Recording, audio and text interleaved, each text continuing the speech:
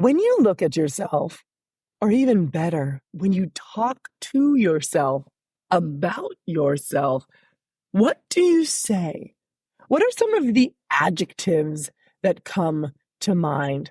If we're honest, some of them might not be great. And then those adjectives form the story that we tell about ourselves. Oh, we're lazy, or we or don't try hard enough, or we're a victim, or oh, this always happens to me. But what if we change those words and truly own them so that they flowed effortlessly inside and out of ourselves? What if those words were things like accomplished, sexy, smart, capable, successful, amazing, beautiful, worthy? What if those were the words that we said without having to put them into an affirmation or a mantra or beat them over our heads or stitch them into a needle point or whatever we have to do to convince ourselves that that is true? Because at the end of the day, if we're honest, we don't really believe them. Well, today we get to see what that actually looks like by talking to Jean Criss, who is a self-proclaimed accomplished woman. She's an entrepreneur. She has 2 different businesses. She is an author of 5 different books. She's been in media, fashion, tech, AI, global leadership, and she's certified in several different areas. This is, by everyone else's account, an accomplished woman, and more importantly, by her own account, she is an accomplished woman. And I want you to hear what that sounds like, because if you, inside of yourself, are kind of like, I'm accomplished, but that's not my normal narrative, then you need to listen to see what it sounds like, because sometimes we just need an example of how to talk about ourselves in a way that feels edifying, that feels wonderful, that feels generous to our spirits, having this human experience. And that's what we're going to get to do today by talking with Jean Criss. All right, let's go. Welcome to the Flourishing Entrepreneur podcast with Alea Harris.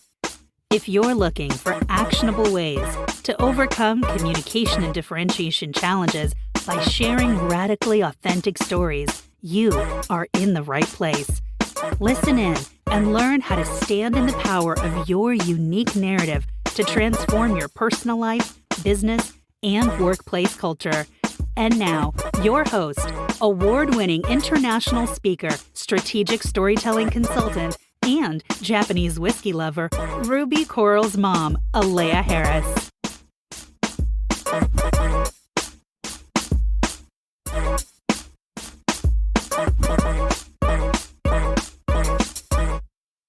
Hi, Jean. Thank you so much for joining us here on the Flourishing Entrepreneur podcast. How are you doing today? I'm doing great. Thanks so much for having me, Alea. It is a pleasure, Before we dive into the questions, which I'm really excited to hear your answers to, let's just get a baseline. Tell the people who you are and what you do in a couple of sentences. Okay, sounds great. I'm Jean Criss. I have 2 businesses, Jean Criss Media and Crisscross Intimates. I'm an accomplished woman that's been in media, fashion, tech, and business. So I've kind of crossed a lot of different disciplines. And I enjoy content creation, digital media, really working for clients. And, that's really been my passion. I'm a risk taker. I feel like I'm a change maker. I enjoy doing, trying to work in a lot of different collaborative ways with clients and being creative and innovative. So that's just a little bit about me in a nutshell. I'm also a 5-time author. Yeah. Oh, I think that's wonderful. At the time of this recording, my book has not been published yet, but will in about 19 days. So I'm very, very much in admiration of you. But actually, the most admiring thing that you've done, in addition to all of the bullet points, is what you said towards the beginning of when you started talking. And you said, I am an accomplished woman. Ooh. And for me, I feel like if more women could come out and say boldly and kind of just matter-of-factly like you did, I am an accomplished woman, most of our problems in life would be solved because we would be owning the power that we have. And I have only had a few interactions with Eugene, but that has been one of the overarching themes that I have in my experience of you is your quiet but bold confidence. And I really respect and admire that. But that just doesn't happen unless, hey, if it did for you, then thank God and your mama, I'm glad it happened. But most of the time, when I meet people that are like you, that are just like, no, I know me. I know that I know that I know me. And here I am. Something happened to you. So I want you to tell me about a pivotal moment in your life that made you into the Jean that you are, the one who can say so calmly, coolly, nonchalantly, well, I'm an accomplished woman. Tell me about it, Jean. Okay. Well, yes, you're absolutely right. Actually, I have to admit, I was the shy, timid woman for many, many years and not outspoken, very, quiet and subdued. And I found my voice. I actually found my voice. And I think it was because of so many different experiences that I've been through that I had to speak up for myself. I think after you've been through so many different life and personal and business experiences, it teaches you a lot. And it teaches you a lot about your inner strength and confidence and to become resilient and to learn to speak up. Because if you don't speak up for yourself, the day is gone. And then when you become an entrepreneur, you have to speak up for yourself. So I think it's a combination of life experiences and business experiences. Some examples are going through breast cancer, going through sexual assault and just sexual harassment in the workplace, going through different business experiences of, people trying to walk over you, competitors, et cetera. You need to stand up for yourself and your brand and, know what you're doing. And then, people will take you seriously. You got to do your homework. So, yeah, that's kind of a little bit about who I've become. And you sound like you're an amazing woman, but I want to go a little bit deeper. You mentioned a couple of things. You mentioned breast cancer. Congratulations on being a breast cancer survivor. You mentioned sexual assault, sexual harassment, dealing with competitors in the workplace. Any one of those, and I'm sure they all held pivotal moments because it's not like we only have one pivotal moment in our lives. We're constantly pivoting. It's like doing the Watusi up in here. Pivot, pivot, pivot, pivot. But I want you to give us really a story about one of those moments and how it changed you into this accomplished woman or helped lead you on that journey. Okay. Yeah, I can give an example, a couple examples. With my fashion brand, I have a post-surgical fashion brand that I innovated, and it was after I got my breast cancer, I became an author, and then I was like, oh my gosh, these garments are just so pathetic and utilitarian. So I created this fashion brand, right? So I was a newbie in the marketplace, and a lot of competitors really couldn't believe that Jean, who comes from media, is creating fashion from nowhere, right? I didn't start in this industry. So that was the first part of it. But then, I approached from the top down a lot of different competitors, and I found a competitor who was interested to partner with me. So we strike a deal. A couple days before signing the deal was that they were a 60-year-old traditional shapewear fashion company that was interested to launch a post-surgical brand. So they're going to create a new division with my brand. I was going to continue on and manage the new designs with my patented collection. And then I was going to help them with their 60-year-old branded company with media and marketing because of my expertise. That was the structure of the deal. Ready to sign it, ready to roll. And I get a phone call that the deal is quote unquote put on hold, but it was really canceled.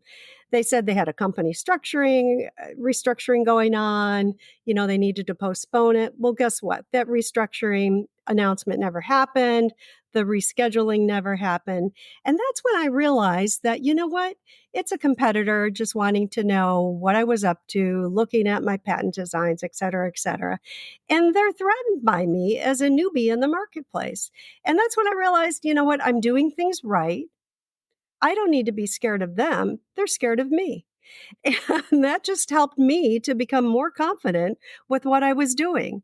And I had many, many experiences like that. I had um, another brand try to sue me for my brand, a 60-page ridiculous document sent to me, and even trying to sue me for using the color pink. And I'm like, nobody owns the colors in the world. You know? So I have to respond to this ridiculous, document. And it didn't even make it to court. I puts that whole thing, every single page, every single term on that. She was wrong with everything that, she was, making claim to.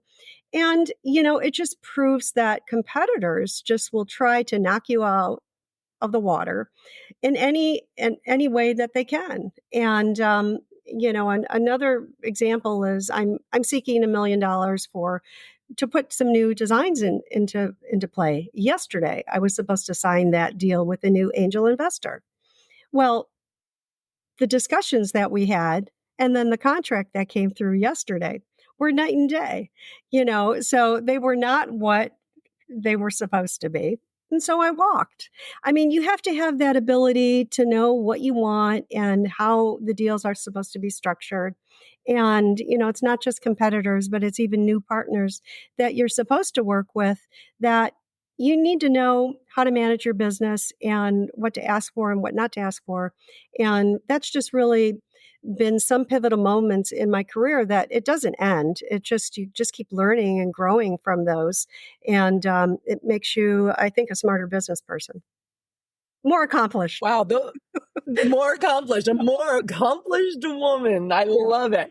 And I love those stories that you told. And I especially the quote when you said, that means I'm doing something right. And that's true. If you were a nobody would be paying attention to you and nobody would care. That means that you were capturing the attention. So I really enjoy how you phrased and reframed that instead of falling into the victim place, instead of falling into the, oh, well, woe is me. Everyone wants to attack me. Oh, they're coming after me. You're like, yeah, they're coming after me because I'm the one to beat. And that mental reframe is the difference, I think, between success and failure. Mm-hmm. Because when people are in the very beginning, no one's looking at you because they don't even know what you're doing, right? And you're working, you're plugging along, and you think that success will feel a certain way. Mm-hmm. You think it will feel like the sky open, God themselves shine down on you. You were given a little halo and a bucket of cash, right? That's how we feel like success will feel. When in fact, you're showing us that success, knowing you're on the path to success, could feel like someone hitting you with a really stupid lawsuit. Mm-hmm. Or someone trying to steal your idea, because that means that you have something good. And I really hope that people that are starting to feel those inklings of success, that are running up against that friction, hear what you said, because then hopefully they'll also realize that they're on a good path. To me, that's all about that reframing the story you've told is all about how that can change the trajectory of your life. Exactly. How do you believe those stories that you tell have changed your life, have changed the trajectory of your life when you've gone through, as you've talked about, so many different types of crises? Mm-hmm. Well, they do. And, success doesn't come from just the numbers in the books. Success comes from failures and from learning from those and applying those mistakes to, pivoting and making change happen, but also providing constructive criticism to staff members, as an example, and reshaping your organization so that it can be better moving forward, so that you can grow in the right direction. I found that to be the case, and just making sure that you're collaborating with the right partners, because somebody that you thought might be a great partner to work with may not be. And I've, canceled a lot of partnerships when I started to work with people 6 months into it, 9 months into it, and then turned around and said, you know what, this isn't working.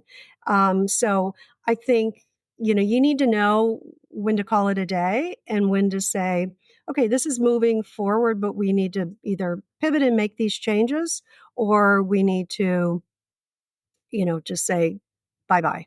So I think, those types of successes and failures have really, taught me a lot, but you just continue to grow and learn, I guess, is it's a learning process. But, and I have had mentors throughout the years that have helped me and shaped me, whether it be in publishing or sales and marketing, leadership roles throughout my career that, taught me different things in business. And I reflect back on some of those, things that I learned from them that helped me to become who I am today. And I think that that's helped too. Well, you mentioned mentors, and you can't really go through any of this on your own. You talked about, knowing when to roll them and knowing when to fold them. I think that's the expression. I do not gamble or play cards. So if it's not, my bad. But that's what we're going with for this episode.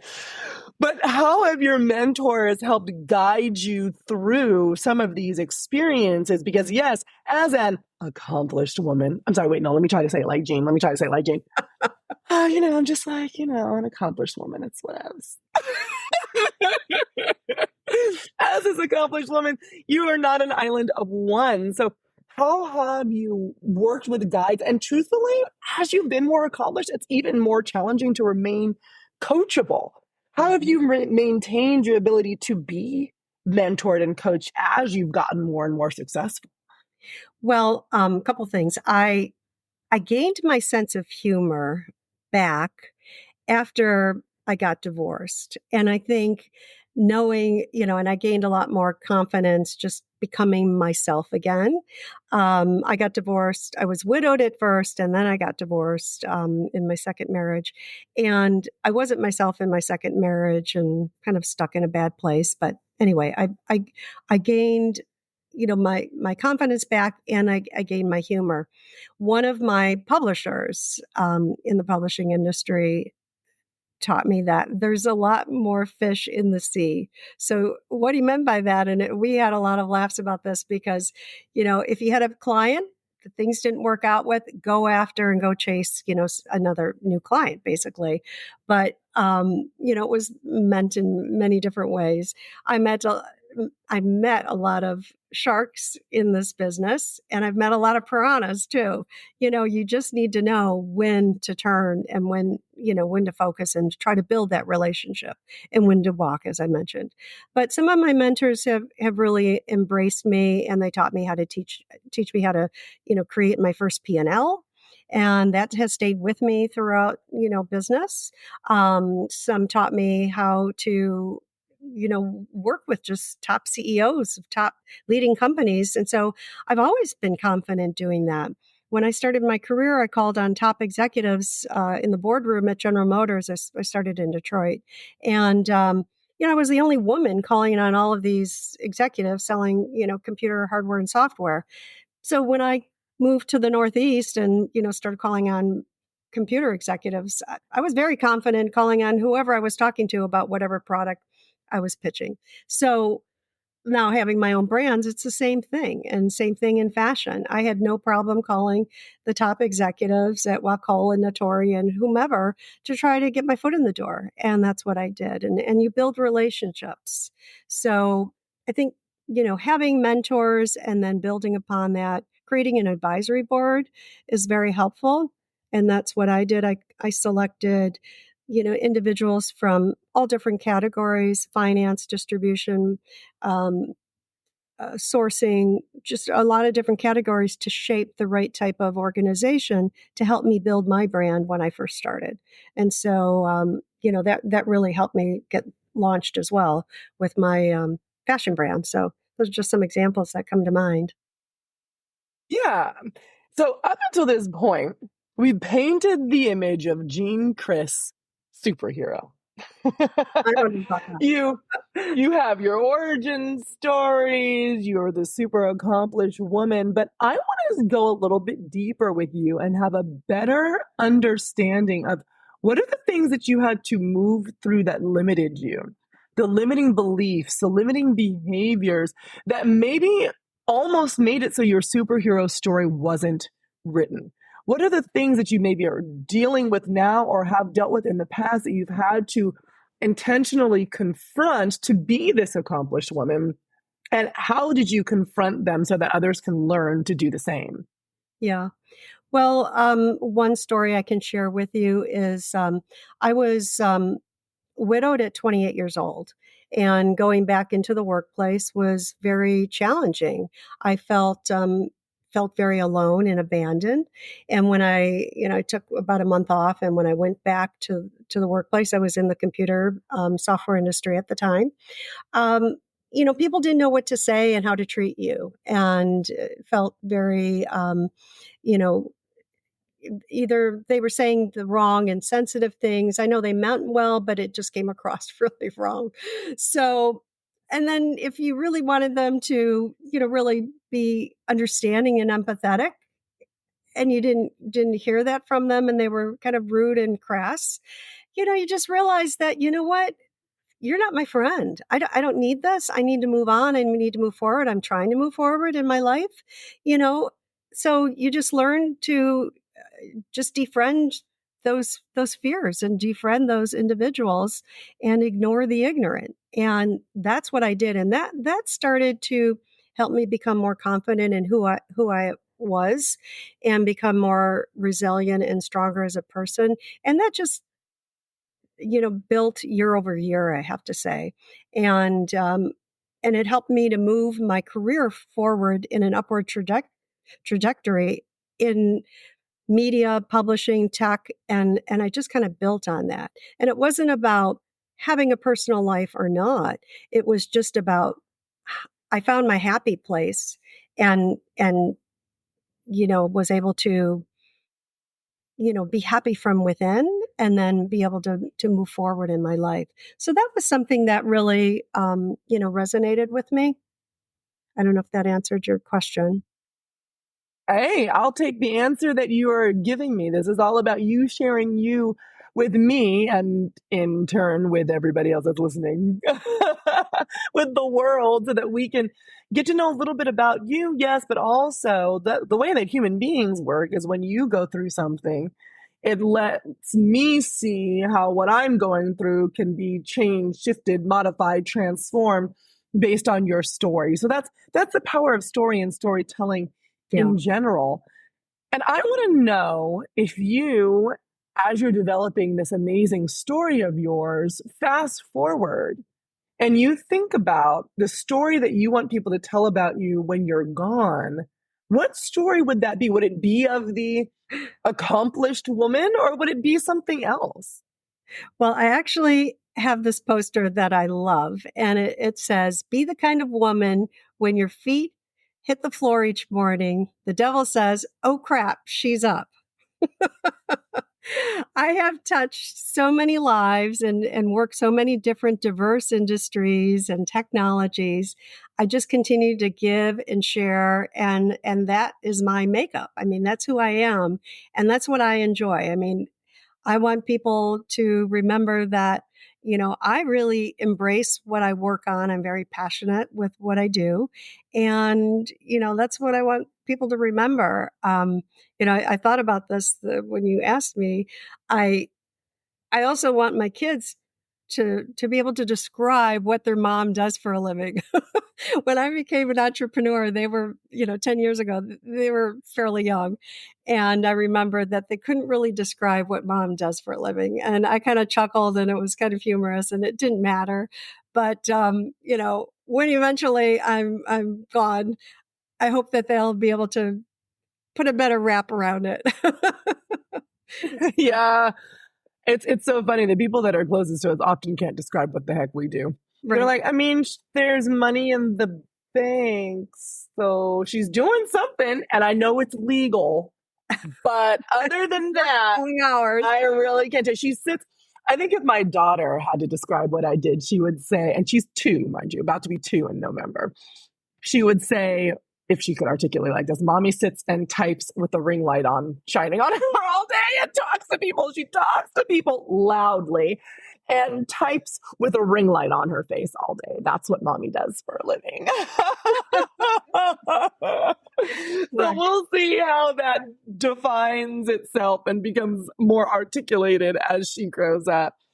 But I thank you for sharing that, because it also reminds me that sometimes it's the action of what you're doing, typing with a ring light on your face, is not really as important as the lives you're touching. You talked about your being of service and how your kids might not be able to describe exactly what they do, but they know how you make them feel. So does everybody else that you interact with. And that is some of the most important parts of being an entrepreneur, right? Yes. So now, Jean, I'm going to rub my magic crystal ball and become prophetess Alea Harris. And I'm going to connect with the universe and say that whatever you ask for from the universe right now, you can 100% be sure that you will, in fact, get. It will manifest. You'll be able to hold it, touch it, smell it, taste it. What are you going to ask for from the universe right now? Well, personal or business? Can be anything, right? For me, it can be anything. And for me, there's not a huge delineation between the two. So you're asking the wrong person for that one. Well, I kind of thought about that as, from a business perspective, I'm looking for $1 million for my fashion brand, but that's a business thing, and it's, something I'm moving forward with. But done. I spoke to the universe. It's done. Next done. request. But on a personal business, I'm a believer in fate, and I found my first soulmate in life. He tragically passed away from an automobile accident when I was widowed, and then I remarried. My second spouse was not my second soulmate in life, so I am in search for that soulmate, and I know that individual is out there, and so my universe, I know it's going to happen. And, I don't stress about things like this. It's going to happen in time. And, when it does, it does. And, I'll be ready for it. And, I'm just seeking a fun companionship and ready for that special person in my life when it does happen. So I'm a believer in fate. So that's I love it. Done. I spoke to the universe. It is done. And BT Dubs, this is now a dating show, everybody. Hey, y'all, check that headshot out. It's Jean Criss. We have her website information, all her contact information, jeancrissmedia.com. Go and see if maybe you will find your soulmate in Jean. So, Jean, you have mentioned so many wonderful things about yourself and your journey, but why, for any and all of the things that you do, should I choose you over those nasty competitors that you have? Why should I pick Jean Criss? Yes. Well, I don't want to make fun of what I said earlier, but as an accomplished woman, I guess I have to say that again. I'm good at what I do. I have worked across many different industries, and I'm passionate about my work. I enjoy being very creative and innovative. And I think creativity comes from having some experienced tragedy in life. And they say, creativity comes out when you experience tragedies in life. And that really did happen with me. So I became very innovative by creating a jewelry business, a fashion business, a media business, becoming an author. And all of those things happen at a time of my life, very pivotal. And I've done very creative things for clients in the same way. And so I'm sharing those types of experiences with customers. And that's why they should work with me. I'm just very creative. I'm a risk taker, and I don't do like out of the box type work. I listen to customers, and I like to just kind of peel the orange back and do something unique for them that's going to work. So yeah, that's why they should come to me. I think that is a very compelling reason. I mean, I'm convinced So hopefully everybody else is convinced. And when they do come to you because of your differentiated, unique, creative self, how do they get in touch with you? Where should they go? Yeah, they can email me at info@jeancrissmedia.com. They can go to my website, jeancrissmedia.com. And I'm on most social media sites, so they can go to LinkedIn and find me. I have a Linktree site, Linktree Jean Criss, and Instagram, Facebook, etc. So you are easily stalkable for those who want to do business with you or date you. You are easy to be found. And I want everybody to know that Criss is spelled Criss. And Jean is normally Jean, Jean. For those who are running or biking or whatever, and you're trying to memorize this, or you're handling a child, which is usually what my deal is, and you're not writing this down. Jean, Criss. Well, thank you. Thank you. You phenomenal woman. You accomplished woman. You amazing woman, Jean Criss. Thank you so much for being here on this podcast. It's been a pleasure talking with you. Thank you. And can I offer a promotion while I'm Of course you can. We all love free stuff. What do you got? Well, I'm going to give away a free book to the first 20 listeners who call in, along with 15-minute free consultation with Jean Criss Media if they sign up. Yeah, for a business consultation. So just email me at info@jeancrissmedia, and they can get a book, one of my 5 titles of their choice. Wonderful. Well, what are the titles? So tell us what we win, Jean. Yes. They're on Amazon, and it's Bliss. I have a trilogy series. My Pain Woke Me Up. And the first title is Bliss, Legal Injustice, and Live Your Dreams, which is about entrepreneurship. Then I have a children's book that I wrote about a dog called Fluffy. And then my 5th book is about women empowerment called Voices, Hear Me Now. I love it. It sounds like they will win big by winning a book. So make sure you take Jean up on that offer. Like she said, she is the gift that keeps on giving. Thank you, Jean, for being with us and for sharing that free gift. I appreciate that. Thank you. Thanks so much for having me today. Absolutely. Well, I don't know about you, but I feel more like an accomplished woman after listening to Jean than I did before. I feel like not only do I need to own it more, like I really need to say, hey, I'm an accomplished woman. Hey, I've done this stuff. I mean, I have my success list. I've given myself citations of all of the things that I've done that make me successful. But really owning them and getting them down into the deeper part of my soul and my psyche, realizing that the things that I've gone through have made me who I am, and that is exactly why I'm successful. I don't need to hold on to the story of the struggle, but I can hold on to the story of the success. And also, if you were listening to Jean, hold on to the story of why I was struggling in the first place, because I'm on the path to success. I'm always on the path to success, no matter what is happening to me, because the universe is always working out things for my highest good. And you know what? The same is true for you. The universe is always working out things for your highest good. All of the cooperative components are always coming together to make sure that not only you can see the success, you can feel the success, but you know it. And you can, in fact, say that, yes, I am accomplished. And that's what I want for you. That's what I want for you now and forever. For you to see your worth, own your value, and step out onto the world with some pep in your step so you can be of highest service to yourself and other people. And I think that's pretty nifty. I think that's pretty darn nifty. All right, my friend. Well, that's what I leave you with today. I know you enjoyed this episode because I did.